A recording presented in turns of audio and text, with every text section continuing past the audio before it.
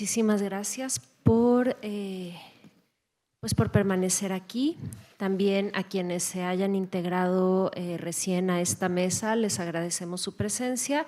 Sin mayor preámbulo, voy a presentar a la doctora Adriana González Arias, quien será coordinadora y moderadora de la mesa número 3, que es Violencias y Desigualdades Sociales en Contextos de Movilidad Humana. Adriana González Arias es doctora en Migraciones Internacionales e Integración Social por el Instituto Universitario de Investigación Ortega y Gasset y la Universidad Complutense de Madrid. Actualmente es profesora e investigadora del Departamento de Estudios Sociopolíticos y Jurídicos del ITESO, donde coordina la Unidad Académica Básica de Estudios Internacionales. Además, es miembro del Sistema Nacional de Investigadores Nivel 1, y las líneas de investigación que trabaja son migración internacional, migración de tránsito por México, redes migratorias y vulnerabilidad, política migratoria y refugiados en México. Muchas gracias, doctora.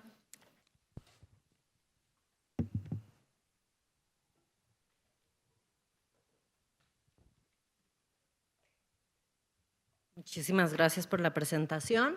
Y pues buenas tardes a todos y todas, me da muchísimo gusto estar aquí y además ser parte de toda esta organización de este seminario que estaremos teniendo durante 2 días.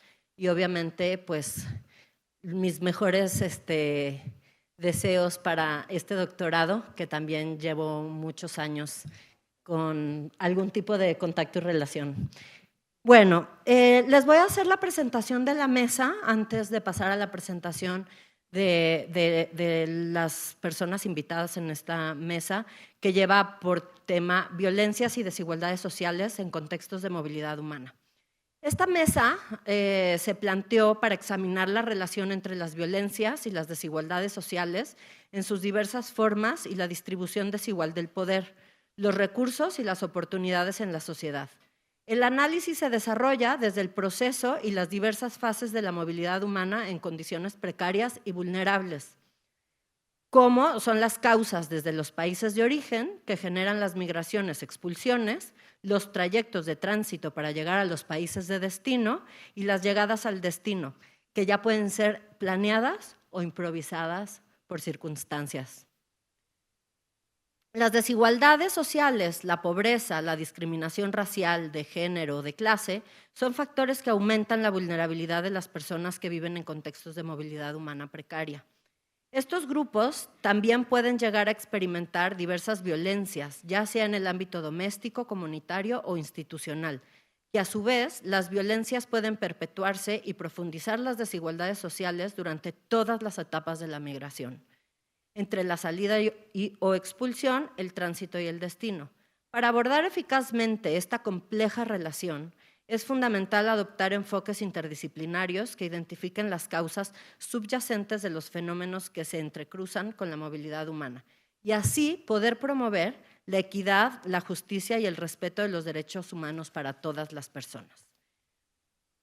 Y tengo el gusto de contar con 3 personas, son colegas y además amigas, con las que participo en diversos espacios, ¿verdad? Entonces, primero vamos a tener la participación de la doctora Ruth Elizabeth Prado Pérez, quien es profesora e investigadora en el Departamento de Estudios Sociopolíticos y Jurídicos del ITESO desde 2009. Es internacionalista con maestría en estudios diplomáticos por la Academia Diplomática del Instituto Matías Romero. Continuó su formación académica en el Reino Unido en la Universidad de Essex, en donde obtuvo el grado de maestría en Relaciones Internacionales y doctorado en Gobierno. En 2015 realizó una estancia de investigación postdoctoral en el Boston College en Estados Unidos. Desde 2008 es miembro del Sistema Nacional de Investigadores, actualmente es nivel 1. Entre sus líneas de investigación se encuentran las violencias que atraviesan los procesos de movilidad humana en Centroamérica, México y Estados Unidos, violencia de género y participación política de las mujeres. Ha participado en diferentes congresos nacionales e internacionales y es autora de numerosos artículos y del libro las mujeres en la Cámara de Diputados de México de la representación descriptiva a la distribución del poder por género, publicado por el INE en 2024. Muchas gracias y adelante.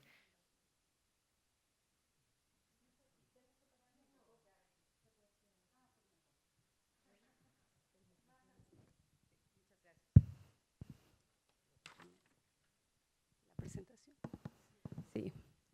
Bueno, pues primero quiero agradecer, por supuesto, a la doctora Adriana González Arias, quien fue quien me extendió la invitación para estar aquí hoy, y también decirles que me siento muy contenta por el relanzamiento del programa de doctorado en donde yo participo desde 2009. O sea, ya hace mucho tiempo que participo con el doctorado y he visto pues muchas generaciones de estudiantes que se han beneficiado de la planta académica del ITESO y de pues este acompañamiento tan cercano que le damos a los alumnos y alumnas desde aquí.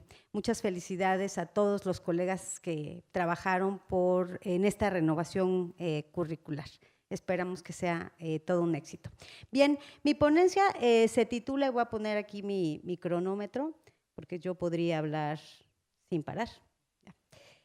Mi ponencia se titula Violencias y desigualdades sociales en contextos de movilidad humana. Esa es la mesa. Una mirada a las desigualdades de las personas en movilidad irregular por México. Y bueno, la pregunta inicial, por supuesto, es cómo se articulan los derechos humanos, la vulnerabilidad y las desigualdades en el caso de las personas en movilidad irregular por México. Cuando nosotros nos reunimos para hablar sobre cómo estructurar la mesa, a Adriana no le quedaba muy claro el tema de los derechos humanos, porque yo trabajo violencias, y entonces decíamos, bueno, ¿cómo vamos a analizar o cómo se articulan estos tres conceptos? Yo le explicaba que para mí se trata de un proceso que es complejo, que no es ni lineal ni cíclico, es decir, difícilmente podemos decir qué causa qué, si la vulnerabilidad es causada por la desigualdad, si las desigualdades son causadas por las violaciones a los derechos humanos, qué es consecuencia de qué. Yo creo que además no aporta mucho, no hace la gran diferencia tratar de establecer una correlación entre estos conceptos, pero que conviene en el caso de los procesos de movilidad irregular tenerlos en el radar para tratar de comprender cómo interactúan y cómo es que estos van transformando la experiencia de las personas en movilidad. Entonces, habiendo dicho lo anterior, empezamos con los derechos humanos, que pues como sabemos son derechos que son universales, según la declaración que los establece, son inalienables, indivisibles e interdependientes, es decir, pues unos dependen de los otros. Hay autores que hablan de varias generaciones de derechos humanos y más allá, digamos, de estos tecnicismos, sí tenemos que decir que los derechos humanos son para todas las personas, independientemente de su condición migratoria. Es decir, que las personas en movilidad, independientemente de si entraron o no a un país violando las leyes migratorias, sí deberían de gozar de sus derechos humanos y estos deberían ser protegidos por los estados y garantizados por los estados. Eso es un aspecto muy importante. Lo otro que tenemos que decir al respecto de los derechos humanos es que, bueno, existe un marco internacional de derechos de las personas refugiadas. Hay un derecho de todos los refugiados y las personas en movilidad, algunas también como los trabajadores migrantes y otras figuras en movilidad o sujetos en movilidad como los menores acompañados, etcétera, etcétera. También hay legislación e instrumentos internacionales a quienes les aplica, digamos, mecanismos para su protección.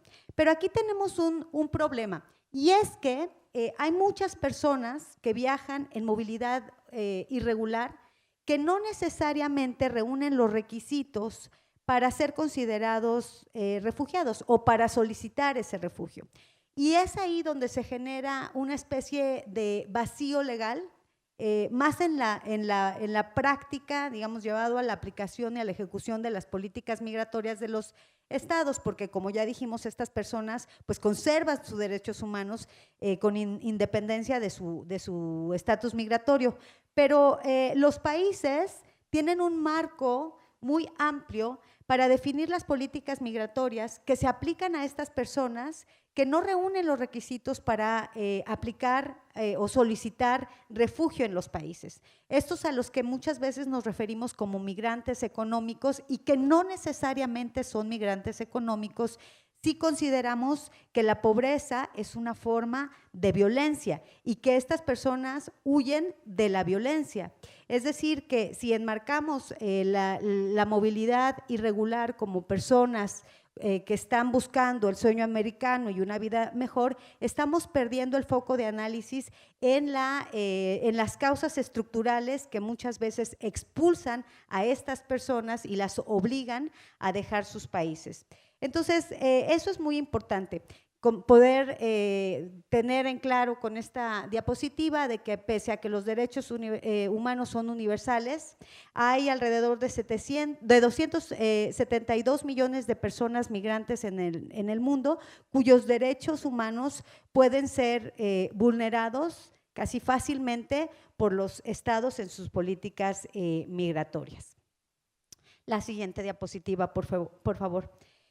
Bueno, una de las causas, digamos, de que los estados tengan este margen de acción tan grande para aplicar sus políticas migratorias, que pueden ser violentas, represoras, discriminatorias, abusivas y violadoras de los derechos humanos, es que en la migración se rige por un pacto mundial que prevé que esta migración debe ser segura, debe ser ordenada, ¿no? Y cuando nosotros pensamos en que estas personas muchas veces huyen de las violencias estructurales, de las desigualdades de los países y que en realidad no tienen los medios para hacer la migración cumpliendo con las leyes migratorias de los países a donde desean ingresar, muchas veces ni siquiera pueden obtener alguna cita para obtener una visa o permisos, etcétera, pues vemos que este Pacto Mundial de las Migraciones pues restringe y es muy poco realista en términos de qué produce que las personas dejen sus países, ¿no? Una migración segura, una migración ordenada es realmente poco creíble. Entonces, este pacto también respeta el derecho soberano, por supuesto, de cada país de controlar sus fronteras y decidir quién entra a su territorio. Ese es un derecho pues inalienable de los países. Sin embargo, presta poca atención al enfoque en derechos humanos que los países deberían observar en la definición de sus políticas migratorias. Sí, adelante. Adelante, pues esto es lo que ya decíamos del Pacto Mundial. Bien, en torno a las vulnerabilidades, ¿qué son las vulnerabilidades o cómo es que las personas migrantes se ven vulnerables en estos procesos de movilidad irregular? Bueno, la vulnerabilidad se tiene desde el momento en que los derechos humanos sustentan la obligación de los estados de respetarlos, protegerlos, garantizarlos. En el momento en que los estados fallan en cumplir esta obligación, están vulnerando a las personas en sus derechos humanos. Así que podemos decir que las personas migrantes en situación de vulnerabilidad son aquellas que no pueden disfrutar efectivamente de sus derechos humanos, que corren un mayor riesgo de sufrir violaciones y abusos y que en consecuencia tienen el derecho de invocar un deber de diligencia por parte del Estado garante, es decir, tienen el derecho de demandar que sus derechos humanos sean respetados. La vulnerabilidad entonces proviene de muchas fuentes Y aquí me parece importante comentar que es hasta recientemente, quizá en el 2018, cuando empezamos a ver las figuras de las caravanas migrantes, cuando se ha hecho más común escuchar a los migrantes hablar de que tienen ellos el derecho de migrar, tienen el derecho de solicitar refugio, de que la violencia, la pobreza es una violencia y que ellos tienen derecho a escapar de esa violencia, es decir, que sí están emulando los derechos humanos a los que tienen, de los que son, por supuesto, recipientes, digamos. Adelante, por favor. Vamos a saltarnos a la siguiente diapositiva. A la siguiente, por favor, nada más para hablar un poco más de las políticas migratorias que son represivas, violatorias de los derechos humanos y que incluso institucionalmente perpetran violencia en contra de las personas migrantes. Ya dijimos que una forma de violentarlas es precisamente no asumiendo la responsabilidad de su protección durante su trayecto. También en los procesos de movilidad, concretamente en cuanto a tramitar las solicitudes de refugio e incluso reconocer el estatus de refugiado a estas personas. Un tipo de violencia que perpetran los estados y en particular el Estado mexicano es justamente, aquí como lo podemos ver, pues son los pocos recursos destinados. México se ha convertido en uno de los países con mayores solicitudes de refugio en el mundo, pues por razones obvias. Sin embargo, y eso lo pueden ver en la primera imagen, como en los últimos años, y este es un número de 2021, México, las solicitudes de refugio que recibe han aumentado exponencialmente. Sin embargo, el presupuesto que la Comar destina a procesar cada una de las solicitudes ha caído, pues, abruptamente. Y eso es un tipo de violencia perpetrada desde el Estado contra estas personas, lo que además se traduce, por supuesto, en violaciones a sus derechos humanos, no solo el derecho de migrar. México con ello también viola los compromisos internacionales adquiridos, ¿no? En materia de asilo y refugiados. Y bueno, la siguiente, por favor. También en su gestión migratoria y en su control migratoria, México violenta y viola los derechos humanos de estas personas. Pues recordamos que la gestión migratoria de las estaciones migratorias pues es muy deficiente. Se ha hecho muy común el tema de movilidad humana, pues básicamente se ha afianzado en la agenda noticiosa mexicana. Cualquier noticiero que nosotros veamos pues están cubriendo el tema y se ha hecho muy común para nosotros ver a las personas migrantes y solicitantes de asilo afuera de las estaciones migratorias, de las oficinas de Comar, tratando de procesar sus solicitudes o presentar sus solicitudes.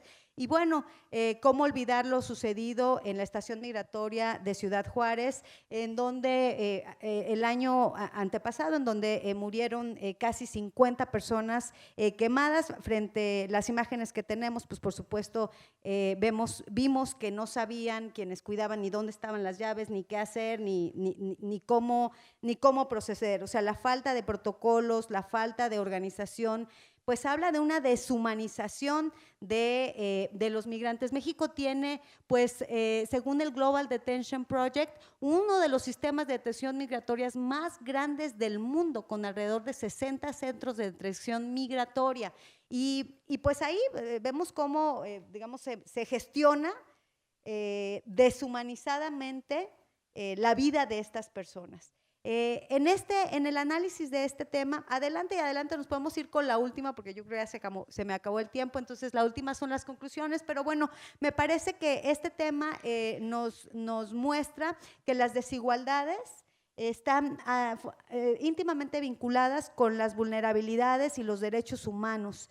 y que los actores que las perpetran no solo son actores privados, porque mucho se habla de la violencia criminal que ejercen los grupos del crimen organizado sobre los migrantes, sino también desde el Estado, e incluso se muestra la incapacidad de los organismos internacionales para hacer una gestión migratoria con un enfoque respetuoso de los derechos humanos. Gracias.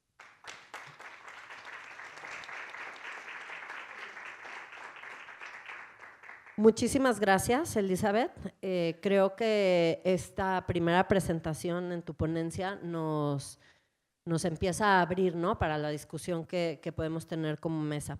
Ahora voy a presentar la siguiente ponencia llamada Estructuras de desigualdades y violencias en la movilidad humana en América Latina, los casos de Cuba y Haití, presentada por el doctor Edel Fresneda Camacho. Es un académico especializado en migración y desarrollo, es licenciado en Historia y tiene un máster en Sociología, ambos por la Universidad de La Habana, doctor en Estudios del Desarrollo por la Universidad Autónoma de Zacatecas. Su trabajo reciente incluye análisis sobre vulnerabilidad transnacional y migración en el Caribe, además el estudio de estrategias binacionales para gestionar la migración y su impacto en contextos periféricos. Ha publicado en diversas revistas y tiene distintos capítulos de libros.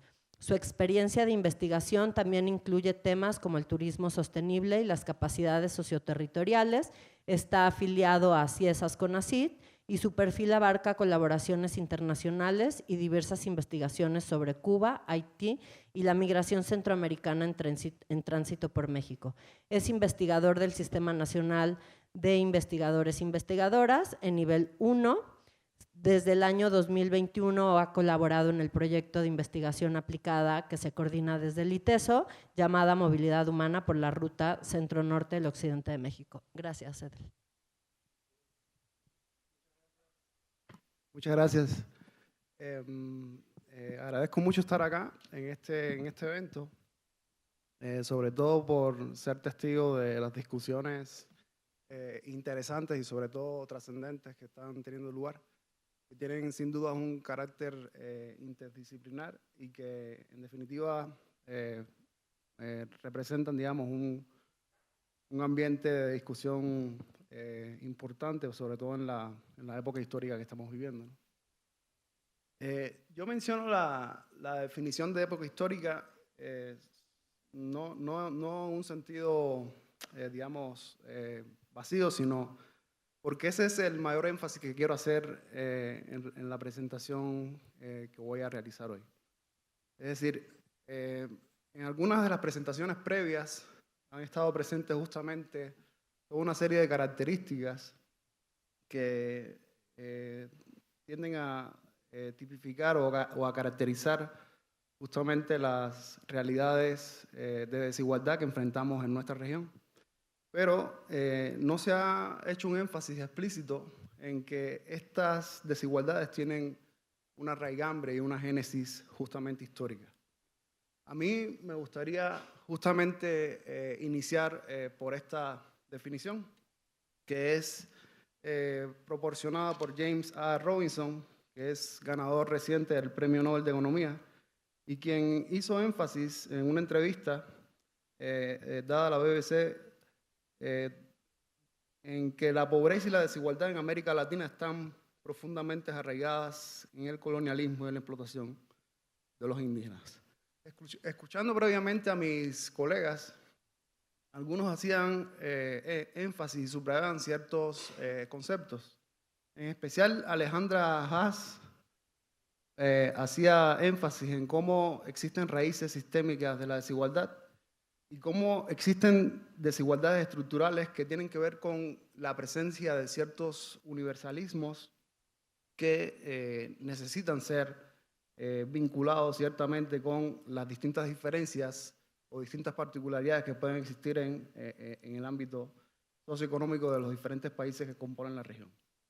Asimismo, Melissa Mezcua hacía un análisis de que nuestras democracias tenían toda una serie de características que estaban justamente evidenciando ciertas deficiencias a la hora de erradicar estas desigualdades. Y ella preguntaba en su momento qué políticas eran necesarias para provocar justamente una transformación o un cambio en un sentido histórico. Y también Juan Mario Solís hacía cierto énfasis en que existen en nuestra región democracias fatigadas, democracias que ciertamente han fracasado en la erradicación de estas desigualdades y que no han facilitado justamente un escenario de reproducción igualitario para diferentes grupos sociales. Esto, desde mi punto de vista, hace referencia a procesos de larga duración. Procesos de larga duración que evidencian largos ciclos históricos y que representan una forma de relacionarnos en esta parte del mundo, representan ciertas características civilizatorias que tienen que ver justamente con la existencia de toda una serie de trascendencias y sin dudas inmanencias que resultan en la existencia de poblaciones hasta cierto punto marginadas. Y esta es una realidad que se puede encontrar en diferentes países y por eso yo en mi presentación quería poner dos ejemplos donde en apariencia existen diferencias sustantivas en relación a cómo se organizan las sociedades, pero que en definitiva terminan por representar sociedades con una profunda heterogeneidad estructural, con una profunda dependencia y con la existencia justamente de poblaciones marginales o marginadas que viven en condiciones de vulnerabilidad y que por tanto también son expuestas a procesos migratorios. La próxima, por favor. Entonces, existen una de las cuestiones fundamentales que han salido también en las otras exposiciones es que existen instituciones en esta parte del mundo que fracasan justamente en establecer reglas que puedan ser significativas a la hora de cambiar justamente los efectos del colonialismo y la sobrevivencia de relaciones productivas tradicionales en la pervivencia de sectores poblacionales en situaciones de vulnerabilidad y de desamparo. Una de las características principales en este sentido es la concentración de la riqueza y las limitaciones que tienen justamente estas poblaciones en el acceso a la escolaridad y al mercado de trabajo. Esto significa que a partir de estos tres elementos que desencadenan la desigualdad, existen procesos de reproducción de la misma que se tienden a transmitir o a reproducir de generación en generación. Y al vincular estas características con la migración, esto también quiere decir que existen poblaciones que históricamente han estado en situaciones de vulnerabilidad que van a estar también generando cierta complejidad o generando cierta característica en términos migratorios. La próxima, por favor. Por eso es que encontramos una feminización de la migración que tiene en específico una vinculación con todas estas características que estaban mencionando las personas que me antecedían, que tienen que ver justamente con la situación de vulnerabilidad que enfrentan las mujeres en términos históricos, que también puede ser catalogado como una trascendencia justamente de tipo histórico. La próxima, por favor. Además, el carácter étnico racial de la migración también se define justamente por los accesos desproporcionados a distintas dimensiones de reproducción de la vida social. La próxima, por favor. Y esto incluso se puede ver desde el punto de vista geográfico. Hay un autor de nombre Albert O. Hirschman que establece que el progreso en nuestra región, el progreso en la región latinoamericana no se establece en un sentido lineal, sino que definitivamente existen islas de desarrollo que determinan una incidencia de la pobreza, incluso por zonas geográficas, que se relacionan con características de sexo, edad, grupo étnico y niveles de educación. Dicha incidencia también incide en la disparidad de los ingresos de los hogares. Y por esa razón, en América Latina, la pobreza continúa afectando desproporcionalmente tanto a las mujeres en edad laboral como a personas indígenas y afrodescendientes y a quienes habitan en zonas rurales. La persistencia de estas brechas muestra que estos grupos de personas enfrentan desventajas estructurales que se potencian entre sí, las hacen más vulnerables a la pobreza y limitan sus oportunidades de superarla, por lo que se hacen necesarios esfuerzos particulares de política pública sensibles a las diferencias para estos grupos de población. Estas brechas tienden a ampliarse, cuando se consideran en conjunto con el lugar de residencia, como lo confirma el análisis de la pobreza por división administrativa mayor. La próxima, por favor. Como vemos en esta gráfica, existen, la próxima. La próxima, por favor. Como vemos, la anterior. Como vemos en esta gráfica, existen toda una serie de características, incluso por países, que van a estar justamente determinando qué tipo de población es la que se mantiene en situación de pobreza extrema y cómo estas poblaciones, a pesar de que ha existido un decaimiento fundamental de la incidencia de la pobreza extrema y de la pobreza en general, existen aún poblaciones que están justamente en estas condiciones. La próxima. Y en ese sentido, la movilidad en Latinoamérica va a tener toda una serie de complejidades, sobre todo cuando la migración representa un fenómeno que no se inserta, como se ha dicho acá, en las agendas gubernamentales, tanto nacionales como internacionales, de manera eficiente. En especial, no solo la migración de tipo económico, sino que existen diferentes motivaciones y diferentes tipos de condicionamientos que van a estar justamente influyendo en los procesos migratorios. En relación a la violencia, existen diferentes estudios que han determinado justamente cómo existen violencias multidimensionales. Estas violencias van a estar también en el trasfondo de esta causalidad y sobre todo en migraciones provenientes de países centroamericanos y de países con una mayor incidencia de esta población marginal que mencionaba al inicio. Próximo, por favor. La violencia como causa de la migración podemos vincularlo directamente con la pobreza. Justamente yo traía acá la próxima, la próxima, por favor. Traía acá los ejemplos de Cuba y Haití, justamente como espacios donde la pobreza ha generado o refleja distintos procesos o se vincula con distintos procesos migratorios, donde confluyen la exclusión y la vulnerabilidad económica. En Haití, en específico, la disfuncionalidad surge de crisis políticas ambientales y económicas marcadas por la diversificación agrícola, las políticas públicas ineficaces y un crecimiento demográfico insostenible. En Cuba, en cambio, existen políticas públicas que facilitaron acceso a educación y cuidado, pero la economía mantuvo una estructura heterogénea que no integró de manera eficiente a su fuerza laboral calificada.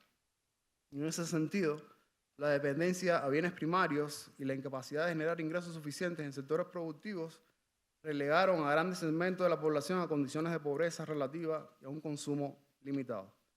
En ambos casos, los migrantes enfrentan una dispersión transnacional de la vulnerabilidad, que son condiciones endógenas desventajosas que causan la migración y que se agravan durante el tránsito y el asentamiento debido a mercados laborales segmentados, bajos ingresos y exclusión de estructuras de integración social.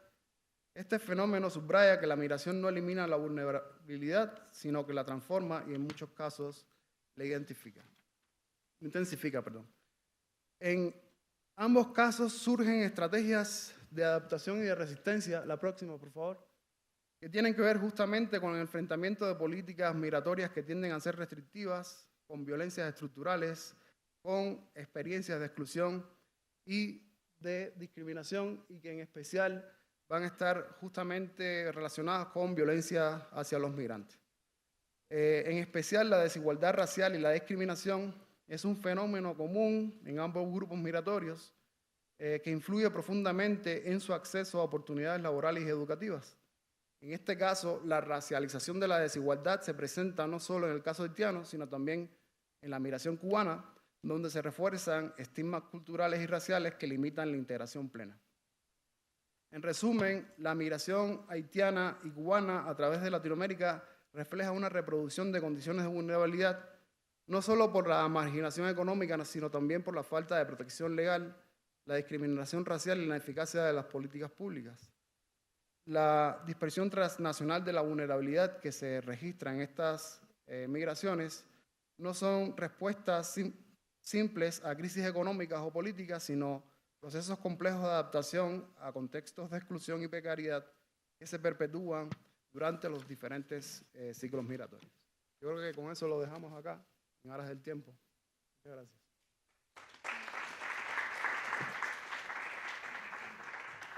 Muchas gracias, Edel. Bueno, con esto entonces podemos pasar a la tercera ponencia, que está titulada como Inmovilidad precaria y desigualdad rural.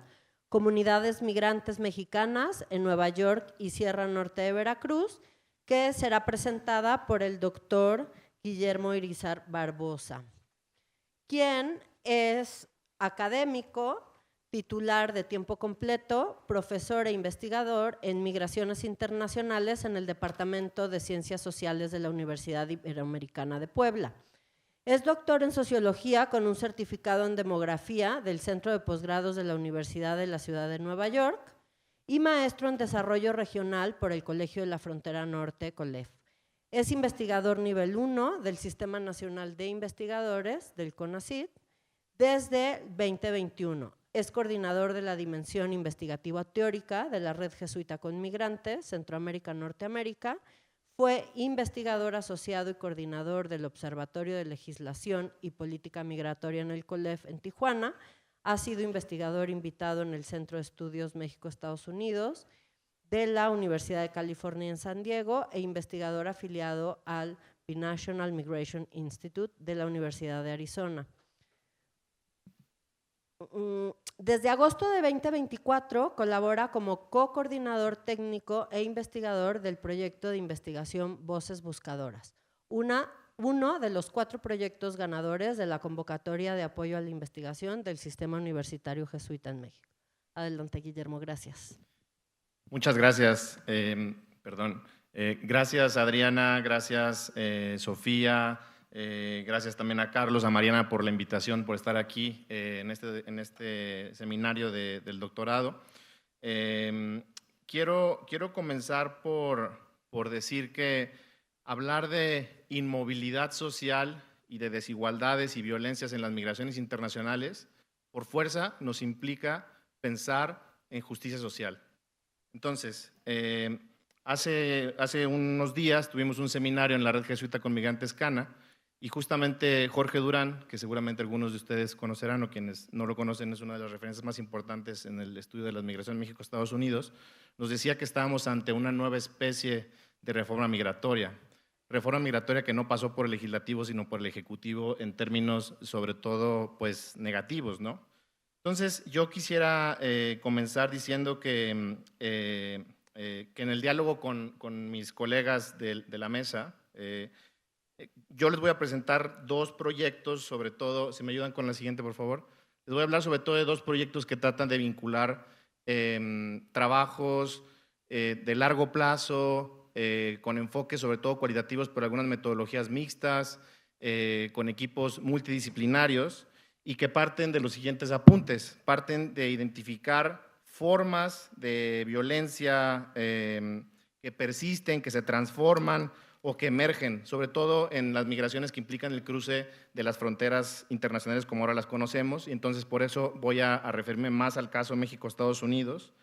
Y al mismo tiempo quiero que mantengan en mente la pregunta sobre cómo hay mecanismos que generan, cómo se generan mecanismos que inhiben o exacerban desigualdades sí entre personas, pero también entre comunidades a través de estos límites geográficos de las fronteras, que reconocen diferentes dimensiones y perfiles con contextos y condiciones diversas que implican pensar la vulnerabilidad de manera interseccional, ¿no?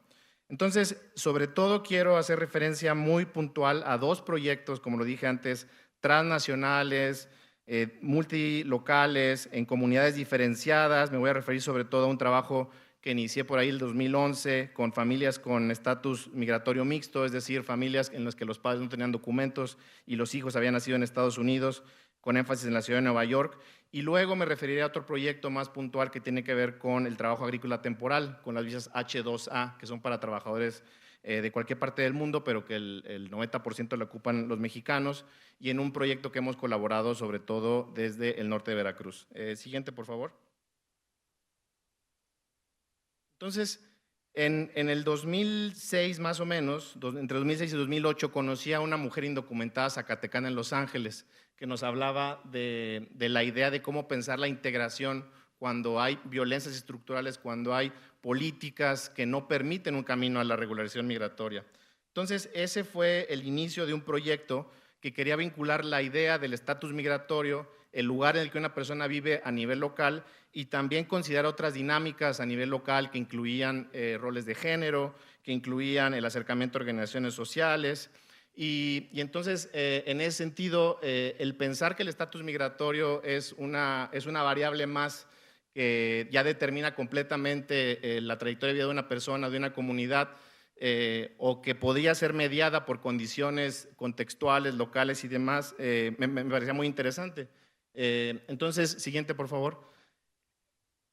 Lo que es importante reconocer en el caso de la comunidad mexicana en Nueva York es que, a diferencia de comunidades como la dominicana o la china, no son una primera mayoría, ni tienen clústeres o tienen enclaves étnicos tan sólidos y tan robustos como pueden ver en el contraste de República Dominicana, por allá con unas concentraciones muy altas de presencia de primera generación en el norte de la ciudad, comparado con otras partes. Y vean aquí los Little Méxicos, los pequeños Méxicos de Nueva York, que estaban divididos entre varias partes de Queens, de Brooklyn, incluso Staten Island y el famoso East Italy.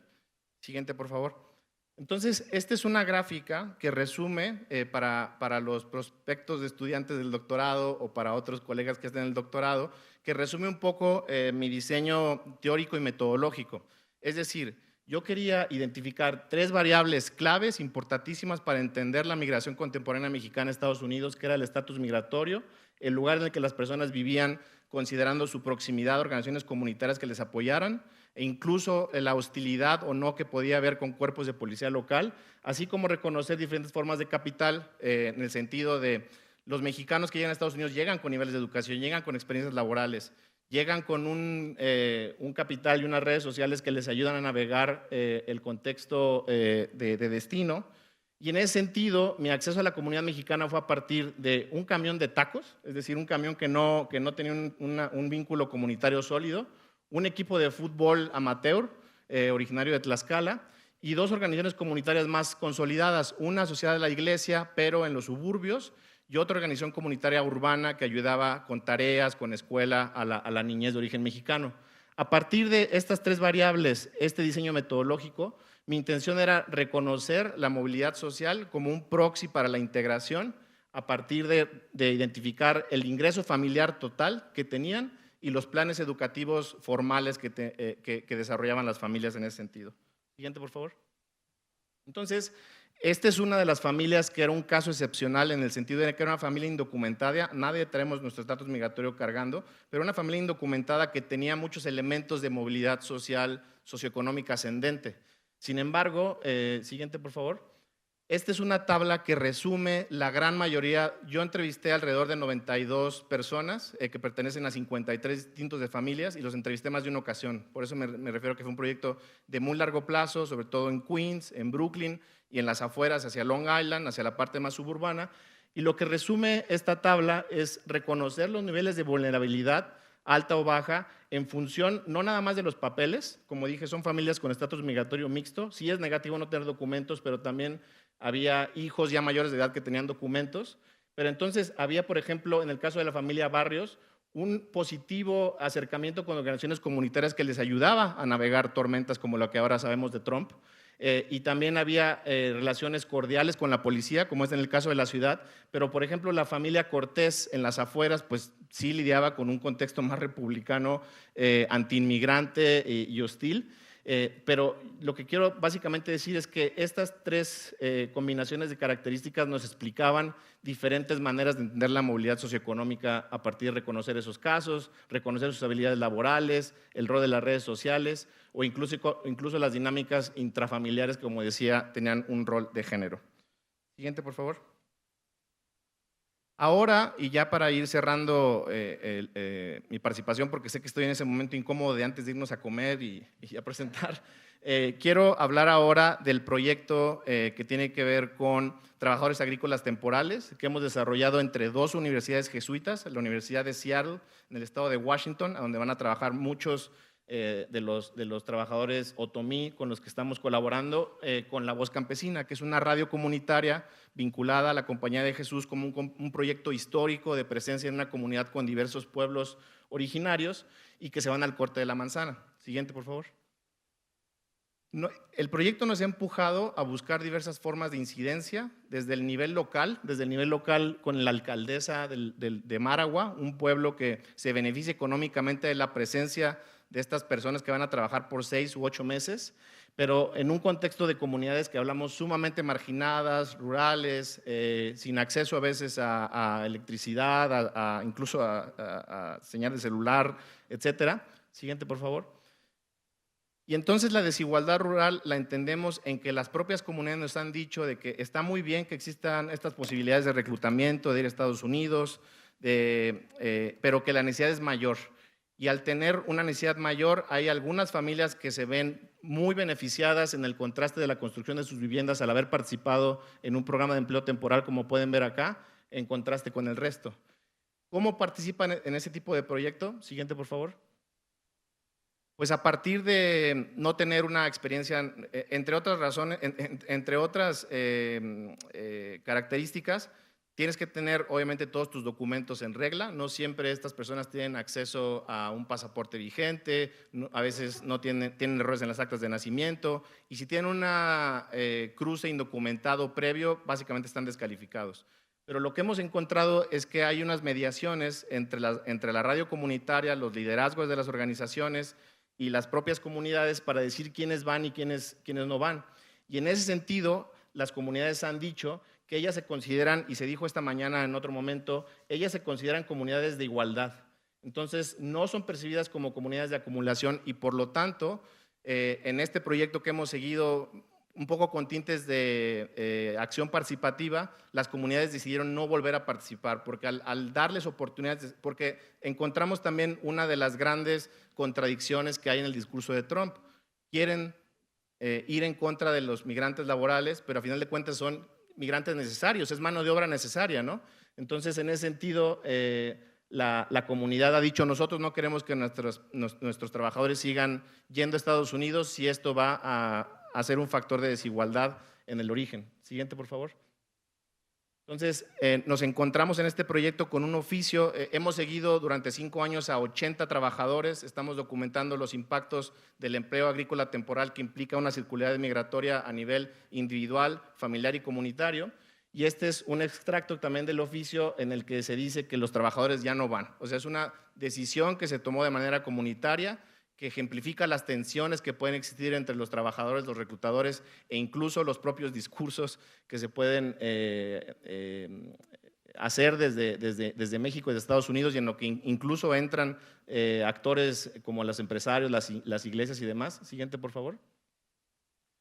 Y en ese sentido, pues, la invitación es a considerar cómo este tipo de proyectos que parecerían como cosas aisladas, de alguna manera se insertan en una literatura más amplia, con trabajos como los de Cecilia Mengíbar o Lacey Ábrego, en donde encontramos diversas formas de violencia en las migraciones, de violencia legal, y también, como lo dice Mirna Safi, en mecanismos que delinean desigualdades. Cuando creemos o pensamos que el empleo temporal agrícola H2A como una nueva forma de programa bracero que en su momento lo presentó Andrés Manuel López Obrador en su sexenio. Un programa bracero 2.0, pues en realidad también son formas que no necesariamente apuntan ni a evitar las violencias ni a reducir las desigualdades, pero también en ese sentido la segunda invitación es a pensar en mayor colaboración de trabajos empíricos y teóricos que impliquen una construcción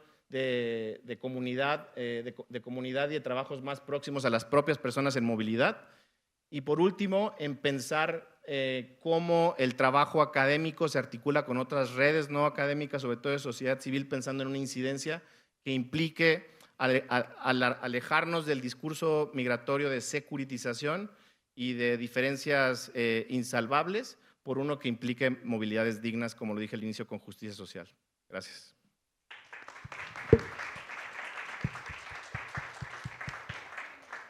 Muchísimas gracias, Guillermo, por tu participación. Muchas gracias a los tres que están aquí conmigo por sus participaciones y sus análisis que nos presentan desde diferentes análisis para mirar esta compleja problemática de la movilidad humana, pero también poder ver que hay diferentes acciones y actividades que nos pueden dar un poco de luz en este camino, ¿verdad? Para poder hacer transformaciones en nuestra realidad.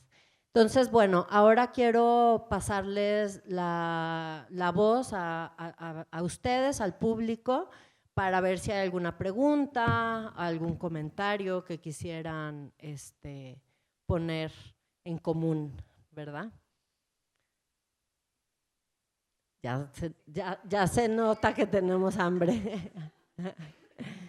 Sí, sí también. Si quieres, puedo comentar algo que se me... A ver, Rocío, aquí.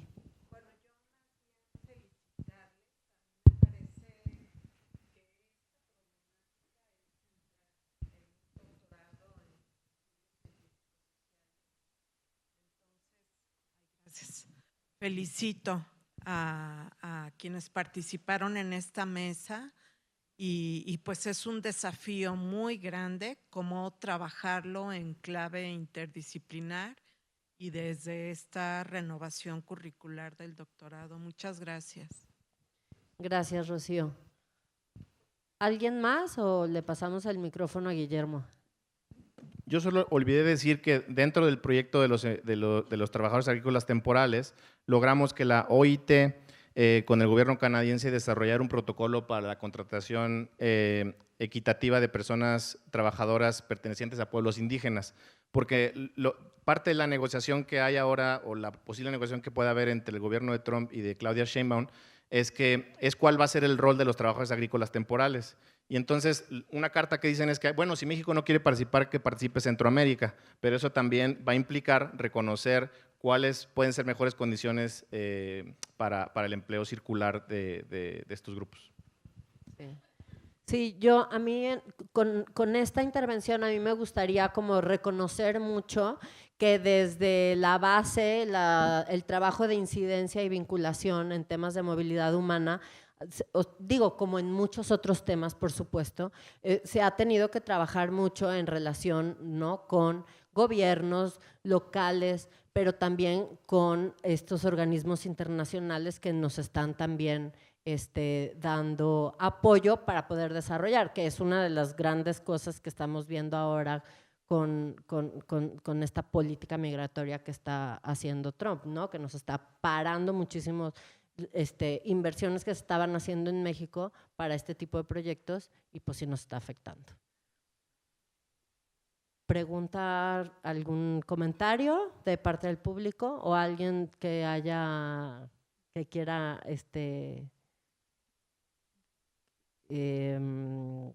profundizar en algo de lo que dijo, ¿no? Que me parece pues que es muy importante, pues que es una cosa que estamos mirando, ¿no?, actualmente y que está teniendo además mucha movilidad.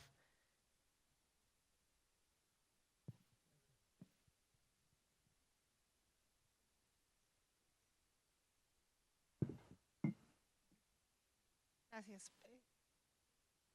Bueno, igual felicitarles a los tres por su trabajo. Igual creo que es una temática que pues estudiando ciencias sociales no puede dejarse a un lado. Y yo quería nada más hacer un comentario respecto a que las violencias y las desigualdades pues están presentes desde las causas estructurales hasta ya el momento, como lo mencionaba, y me gusta como este tránsito, ¿no? En función de pues desde el origen, desde las comunidades, cómo van generando eso, ¿no? Y que muchas veces vemos como con orgullo en los países de origen, ay, es que el que tiene la mejor casa es el que se fue a Estados Unidos, ¿no? Y esta otra visión que nos presenta Guillermo, decir, no, o sea, a ver, esto está causando un problema en la comunidad, no es nada más esta acumulación de la que nos hablaba también Alejandra Haas en la mañana, y que también nos ha llevado, y menciono algo que decía la doctora Elizabeth Prado, que es esta categorización, ¿no? Esta como división a la que nos han ido obligando tanto las cuestiones legales como las cuestiones de políticas públicas, ¿no? En esta diferenciación que tú empezaste a mencionar entre personas migrantes, personas refugiadas, y que al final en la práctica no solamente se ha, pues, como no solamente han creado categorías jurídicas, sino que sí han creado de facto desigualdades, incluso en las, o sea, en categorías de migrantes, ¿no? O sea, incluso ya en la práctica, cuando hay un recurso que se puede usar para personas migrantes, ¿no? Y para personas refugiadas, sí. Y creo que aquí el gran reto que tendremos también como en esta creación de políticas públicas, pues es cómo no caemos en eso, ¿no? O sea, cómo realmente, y es la obligación del Estado, proteger a todas las personas, independientemente, ya lo decías, y que no caigamos también en esta cuestión de hacer políticas divisorias, ¿no? De una política para refugiados, una política para migrantes, una política para… Entonces, creo que sí es muy importante hablar también como de esta contextualización y conceptualización también más en movilidad humana, ¿no? Que nos lleva a esta obligación del Estado de proteger los derechos y garantizar los derechos de todas las poblaciones, ¿no? Y de diferentes nacionalidades, etcétera. Entonces, bueno, solo quería hacer ese comentario. Sí, muchas gracias. Al respecto, a mí me gustaría apuntar algo que no pude en mi presentación, y es lo que tiene que ver con las narrativas y los discursos dominantes que van construyendo la figura de los migrantes y de los refugiados, y que tienen, digamos, un uso político que sirve a ciertos propósitos, ¿no? Entonces, de repente cuando pensamos en refugiados, pues pensamos estos que están escapando de la guerra en Medio Oriente, ¿no? De los palestinos que están huyendo, y nos cuesta mucho trabajo pensar a centroamericanos muy parecidos físicamente a nosotros, hablando español, etcétera, etcétera, que no escapa de una guerra en el sentido más tradicional, sino de una violencia de otro tipo. Nos cuesta mucho, pese a que sí hay instrumentos jurídicos regionales que apuntan o reconocen a la violencia criminal como una fuente de desplazamiento forzado que es causal de que se reconozca el estatus de refugiado, pues nos cuesta mucho, ¿no? Verlos como refugiados cuando en realidad sí lo son. Y estos discursos hegemónicos pues los generan, los producen quienes tienen el poder de generarlos y difundirlos, ¿no? Diseminar estas ideas que después compramos todos y todas y que nos son tan difíciles de construir. Pero yo creo que es obligación, es responsabilidad de las personas, por supuesto de los estudiosos de este tipo de procesos, pues cuestionar esos discursos hegemónicos, ¿no? Y también de construirlos, porque al final del día creo que las personas migrantes y refugiadas tienen agencia, no son receptoras pasivas de las políticas y de las decisiones, y lo que estos discursos hacen es universalizarlas, ¿no? Ponerlas como igual, y además tienen que encajar en ciertos estereotipos, pues, y por eso nos cuesta tanto romperlos. Gracias. Justamente en el proyecto de movilidad humana que se ha desarrollado aquí en el ITESO, en uno de los documentos se describía que había o que habíamos nosotros encontrado en campo más de 9 tipos de movilidades diferentes, ¿no? Cuando siempre nosotros vamos a lo clásico del inmigrante, el emigrante, el migrante en tránsito y decíamos no, o sea, tenemos muchísima diversidad de flujos, ¿no? Que están con diferentes tipos de movilidad humana y justamente uno que es muy invisible en México es el tema de los desplazados internos, ¿no? Que son, nosotros íbamos a frontera y teníamos pues alrededor del 75% de las personas con las que nos encontrábamos eran mexicanas, personas mexicanas desplazadas, ¿no? Entonces, pues es un tema que está muy invisibilizado, que no, sí tenemos unas políticas muy incipientes, pero no tenemos un desarrollo que realmente cubran sus necesidades y además pues que protejan sus derechos humanos como mexicanos en su mismo estado, ¿no? Entonces, pues sí es este tema de que hay a muchos niveles que se tienen que trabajar. Entonces, bueno, no sé si alguien más quiera intervenir, alguna pregunta más, si no ya podemos cerrar la mesa y agradecer mucho su participación y la de ustedes, por supuesto, y aquí les voy a hacer entrega ahorita que terminemos de una constancia también con un agradecimiento sobre su participación y con un regalo también que les hace la coordinación del doctorado. Muchas gracias.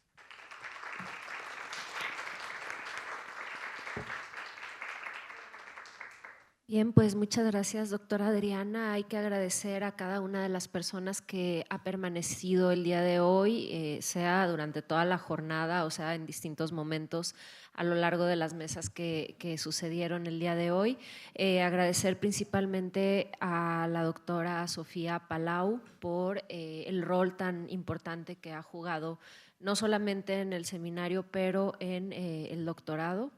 Y por supuesto a cada uno de los académicos y académicas que formaron parte de las mesas y por supuesto a la doctora Adriana González, a la doctora Dani Gloss y al doctor Carlos Moreno, que fueron pues estos enlaces, ¿no? Que hicieron posible no solamente las presentaciones, sino reflexiones así de importantes como las que quedan y sobre las que seguramente habrá todavía mucho que pensar y mucho que decir. Muchísimas gracias. Les invitamos también el día de mañana. La jornada inicia a las 9 de la mañana. Por favor, ténganlo presente. Por acá nos encontramos y que pasen una linda tarde y ahora sí a comer. Muchas gracias.